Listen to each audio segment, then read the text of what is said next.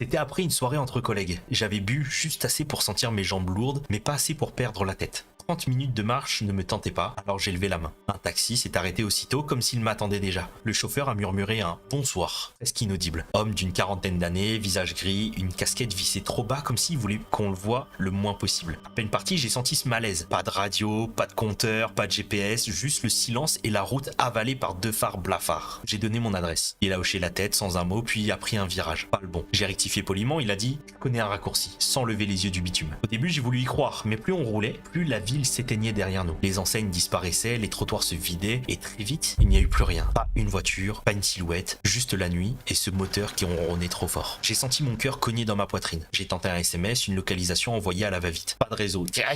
Ils ont jamais de réseau. Il faut arrêter de prendre chez... Vas-y, je vais pas faire de mauvaise pub au cas où, mais faut arrêter de prendre des opérateurs pourris, là. J'ai ouvert la bouche pour briser le silence. Il a pas répondu. Ses mains étaient crispées sur le volant, ses phalanges blanchies par la pression. Alors quand j'ai aperçu un feu rouge au loin, j'ai agi sans réfléchir. Il tirait sur la poignée, j'ai sauté dehors, roulé sur l'asphalte. Mes genoux ont éclaté de douleur, mon bras s'est ouvert en sang. La voiture s'est arrêtée net derrière moi. Les phares m'ont cloué sur place comme deux yeux brûlants. Il a pas bougé, juste lui, silhouette immobile derrière son volant. Un instant, j'ai cru qu'il allait sortir, mais rien. J'ai couru, boitant, le souffle coupé vers les lumières d'un quartier que j'apercevais au loin. Quand j'ai osé me retourner, il n'y avait plus rien. Une voiture, comme s'il avait jamais été là. Le lendemain, j'ai tenté de signaler le taxi. La compagnie n'avait enregistré aucun véhicule dans ce secteur à cette heure-là. Pas de chauffeur, rien.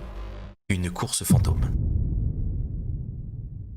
Elle a pas compris, c'était fake taxi, il y avait une surprise à la fin du voyage. Comme de par hasard, elle avait rien pour payer. Oh non, trop relou, va falloir payer en nature. Ok, je me dessape.